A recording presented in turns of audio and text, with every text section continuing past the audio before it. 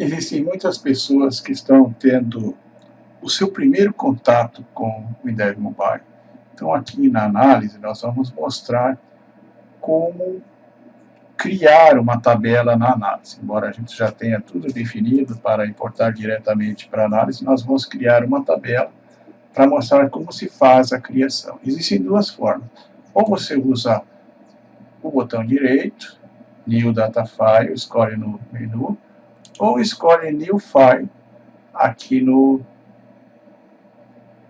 painel da análise. Vamos escolher aqui. Ele vai abrir um assistente para a criação de arquivo de dados. Create a new description of data file. Vou escrever o nome desse primeiro componente da minha análise. Aqui eu vou colocar um M, que é de mobile. M serviço. Cada registro representa um serviço.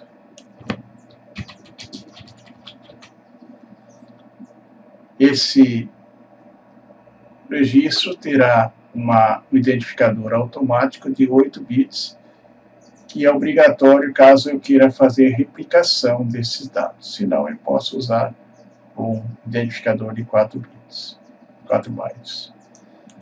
Agora eu vou escolher o tipo de banco de dados. Então, HFSQL Classic.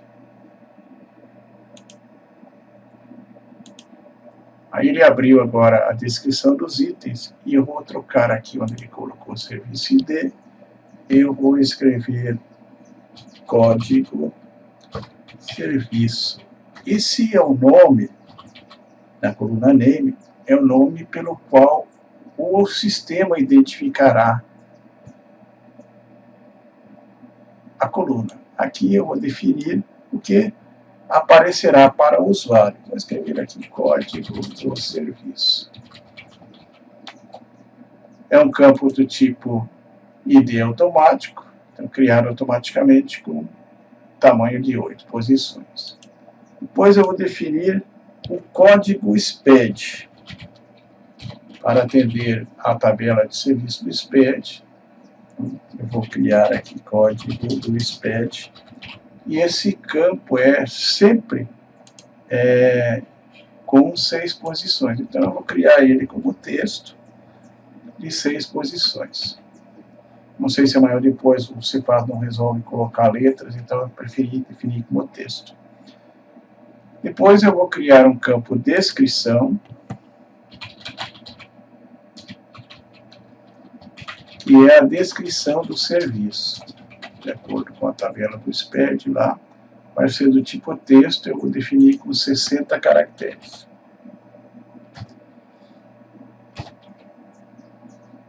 Depois eu vou definir o preço da hora. Então, preço hora. Preço por hora é o texto que aparecerá para o usuário. E aqui no Dropbox eu tenho os vários tipos de dados. Texto, numérico, moeda, data, time, hora, booleano, imagem, chave composta, checkbox, rádio, Automatic ID, XML, full text, enumeração e combinação são os tipos de dados permitidos na minha análise. Para este caso do preço por hora, vou escolher currency, que é o tipo moeda. Eu vejo que eu tenho aqui a definição. Em seguida, eu vou escolher o preço serviço. Porque eu posso ter um preço por hora e um preço por serviço. Por exemplo, uma oficina mecânica vai trabalhar com preço por hora. Já uma empresa de cópias digitais vai trabalhar com preço por serviço, por uma tabela de preço. Então, por isso que eu tenho os dois tipos de dados aqui na minha tabela M-Serviço. Vou dar um OK para confirmar. Foi criada a tabela aqui. Eu posso acessar a descrição desse arquivo de dados e nas notas aqui eu especificar o que faz esse arquivo. Então, vou dizer que ele contém as definições do serviço. Tá? Aqui tem as outras informações, que vai ser HFSQL Classic, o nome no disco vai ser MServiços, aqui você pode mudar se preferir, a extensão será .fic e os arquivos estarão no diretório da aplicação. Tem várias outras definições aqui, que se permitir o gerenciamento do arquivo de dados que excedam 2 GB, está marcado aqui, mas para uma aplicação mobile dificilmente a gente vai permitir isso. Você tem opções aqui para encriptar o arquivo, eu não vou usar essas definições. Tem a área de RAID, como é que ele vai usar isso quando se usa uma RAID, quando se desenvolve uma RAID. Nós desenvolvemos isso num dos nossos cursos de programação a objeto, que você pode acessar, se preferir, na nossa base de conhecimento. Tem outras definições aqui de log, triggers e reports and queries. Por hora, as definições que nós queremos são essas. Vamos dar um OK aqui, vamos validar e vamos fechar aqui. Então, aqui nós acabamos de criar a tabela MServiços. Se eu precisar alterar essa estrutura que eu desenvolvi aqui, eu tenho como? Naturalmente que sim. Propositadamente, eu deixei as chaves dessa tabela de serviços sem definição para alterá-las na sequência. Então, faço um duplo clique sobre a definição, ele me abre, e agora eu vou definir código SPED como chave única. Então, esse serviço não pode se repetir, e descrição com duplicação, porque às vezes eu tenho um serviço com código diferente, mas com uma definição igual. E aí tenho as demais definições. Agora basta que eu salve para que as novas definições estejam incluídas. Para ganhar tempo, porque num curso online o tempo é precioso, eu vou selecionar as tabelas que eu já tenho na análise do mesmo projeto. Vou dar um Ctrl A aqui para selecionar todas as tabelas. Tá? Agora eu vou desabilitar aqui a tabela de serviços que eu já criei lá. Vou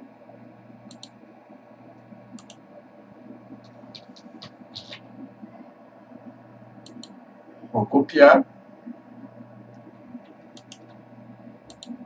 com copy.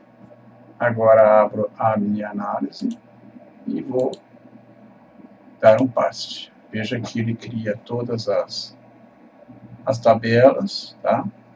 Agora eu vou fazer alguns ajustes aqui, posicionamento, tá? Então, eu selecionei, inclusive, os relacionamentos com Ctrl A lá. Aqui eu tenho a tabela de clientes, aqui eu tenho a tabela de serviços, aqui a tabela config, tabela de itens de serviço relacionada com clientes, a tabela de produtos relacionada com itens, tabela de pedidos. Vocês vão observar que existem algumas tabelas que não têm relacionamento. A gente preferiu fazer o relacionamento via programação, principalmente aquelas tabelas que são usadas no mobile, porque no mobile eu tenho algumas limitações de memória, então eu tenho que pensar que eu trabalho com um equipamento que tem uma memória menor que um computador, um notebook, por exemplo. E então eu preferi fazer alguns relacionamentos via programação. Aqui tem as nossas tabelas, eu vou puxar aqui para deixar mais visível aqui, vou abrir a tabela config e eu vou explicar rapidamente as definições de alguma tabela. Uma coisa que eu gostaria de ressaltar é que vocês podem importar dados de uma análise para outra desde que essa análise esteja numa versão inferior ou igual à versão que vocês vão usar. Por exemplo, se você vai importar do WinDev 19 para o WinDev 20, não tem problema nenhum. Desde a versão 11 você pode fazer isso. Agora, se você tem uma análise na versão 21 e deseja colocar na versão 19, não será possível porque o WinDev vai dar um erro de exceção, o famoso GPF. Então, sempre levar em consideração que ao importar tabelas de uma outra análise, essa análise deverá estar numa versão inferior àquela análise onde vamos colocar as tabelas. Vamos salvar o nosso trabalho aqui. E em seguida a gente vai explicar rapidamente algumas tabelas. Uma das tabelas mais importantes do sistema é a tabela config. Ela fará a configuração da nossa aplicação. Ela tem um sequencial, que é autonumerável, usuário, senha, servidor, porta e banco, que são as definições para quem vai usar o HFSQL Client Server. Grava coordenadas é uma variável boolean que, quando está como verdadeira, no momento em que o usuário do sistema for emitir o pedido, ele vai gravar as coordenadas geográficas do local onde você está emitindo o pedido. Isso pelo fato de que alguns clientes reclamaram que os vendedores muitas vezes não vão visitar o cliente, tiram o pedido às vezes por telefone, e o interesse da empresa é que o vendedor passe no cliente. Então, temos essa opção aqui para que seja controlado se realmente o vendedor visitou o cliente ou não, e o coordenador tenha a possibilidade de gerir com esse vendedor a política da empresa. Dias consulta cliente é quantos dias serão permitidos para a consulta ao cliente.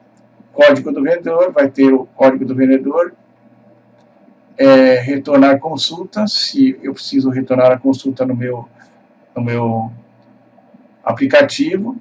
Alterar preços, vai ser permitido que o vendedor altere preços, mas se for verdadeiro, altera, se não, não. Transferência cartão, se para aquelas empresas que trabalham com cartões de vendas, normalmente é um meio físico. Se estiver sendo usado um sistema onde há a tabela de cartões, ele transfere esse valor para o cartão. Ordem de serviço para aquelas forças de venda que trabalham com serviço também, mão de obra, valor da mão de obra, e o tipo de replicação. O tipo de replicação aqui é para atender algumas necessidades de algumas pessoas que estão fazendo o curso, que não vão usar o HFSQL Client Server com o banco de dados, elas irão interagir com outros bancos de dados. Então aqui, tipo de replicação, eu vou ter replicação direta, que vai ser o HFSQL Client Server, por XML e arquivo texto. Então são as formas de replicação. A que for escolhida será utilizada no momento da replicação dos dados para a aplicação de vendas. A aplicação de venda vai trabalhar com serviços e vai trabalhar também com produtos. Então, quando eu tenho serviços, eu tenho uma figura nova, que é o operador de serviço. Então, tem uma tabela aqui do operador, código do operador, nome do operador e tipo de operador. Isso porque uma oficina mecânica, o prestador de serviço vai ser o mecânico, muitas vezes ele tem comissões que serão apuradas pelo sistema, normalmente na retaguarda, tá? E ela está relacionada com o pedido de serviço. Então, vai ter aqui a chave primária do serviço e a chave estrangeira de relacionamento, que é o código do operador. Na área de itens do serviço, eu vou ter, então, as definições do campo, com hora de serviço, preço por hora, quantidade de horas e total. Tem algumas opções aqui que são facultativas, que é quilometragem inicial, quilometragem final, hora de saída e hora de chegada, para quando o serviço envolve deslocamentos, né? Na área de produtos, então, eu tenho aqui o código do produto, código de barras, a referência, nome do produto, unidade, preço, estoque, preço promocional, peso e ativo. Se o produto está ativo ou não está ativo. Foi nos perguntado durante a aula o que era peso. É o peso da mercadoria de cada item que serão adicionados ao pedido, para que quando, por exemplo, o usuário vai retirar a mercadoria, ele já saiba a capacidade do veículo que ele deve deslocar. Foi nos perguntado também sobre medida. Então, normalmente, quem trabalha com portas, esquadrias, no nome do produto é que vai as medidas. Vai lá, porta chapeada 2,10 por 80. Então, as medidas estão na descrição do produto. Eventualmente, se você deseja controlar separadamente, você pode incluir isso lá no seu cadastro de produto e trazer isso para o seu TXT de importação. Na área de clientes, tem as opções aqui de latitude e longitude, que são as mais importantes, o resto são definições genéricas, né? Se o cliente está ativo ou inativo, porque os clientes e os produtos no Força de Vendas, eles serão importados no início de cada dia, a menos que a empresa opte por outra política. Porque durante o processo pode ocorrer de um cliente vir a ser bloqueado, então o vendedor não terá esse cliente à sua disposição. Da mesma forma, com relação ao cadastro de produtos, se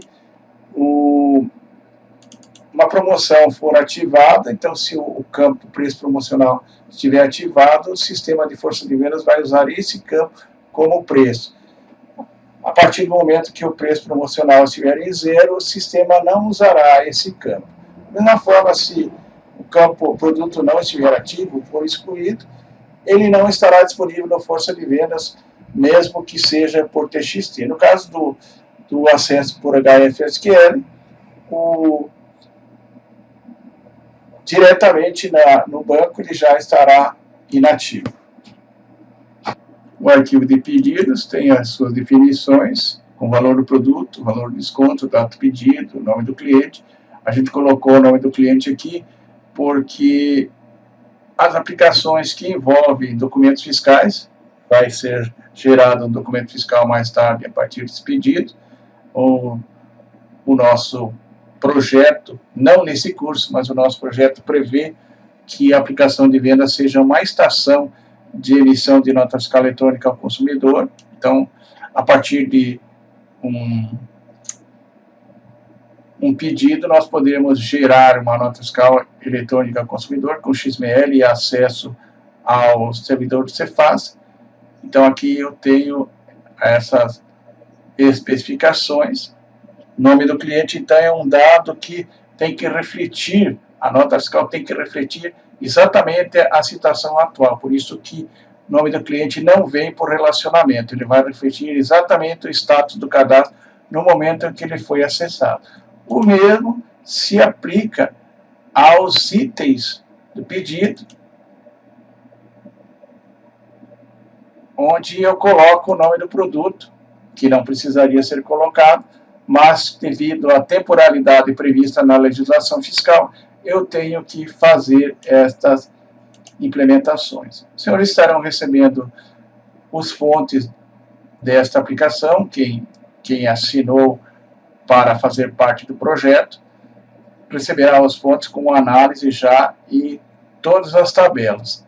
Basta acessar as tabelas aí para ter a aplicação. Definimos as operações de relacionamento, então aqui como funciona a relação operador-serviços, tá? Aqui estão as cardinalidades. Para serviços e itens, também definimos a relação item-serviço com as suas respectivas cardinalidades. e produtos e itens com as suas respectivas cardinalidades. Eu vou explicar uma tabela, então as demais seguem a mesma linha. Cada produto precisa ter pelo menos um item, não necessariamente, mas cada produto poderá ter diversos itens. Cada item tem que ter pelo menos um produto, não, tá? Aí na sequência, eu defini pela chave primária na tabela mãe M produtos, o código produto como chave de ligação, e a chave estrangeira, a tabela filha M itens, código do produto. Depois defino as regras de integridade de referencial. Se existir um item, um produto não poderá ser excluído. Então essa foi uma das regras que eu apliquei aqui. Em alguns casos a gente permite que isso seja mudado para que quando eu excluo um produto, todos os itens sejam excluídos, mas nesse caso eu não quero permitir que nenhum item seja perdido pela exclusão do seu produto. Finalmente, termino aqui as definições. Tem, então, todas as definições atuais da minha análise para o dispositivo móvel pronto. Na próxima aula, a gente vai fazer, para o pessoal que vai usar o Hyperfile SQL, as definições da retaguarda. Queremos agradecer a todas as pessoas que se inscreveram no nosso curso e até uma próxima oportunidade.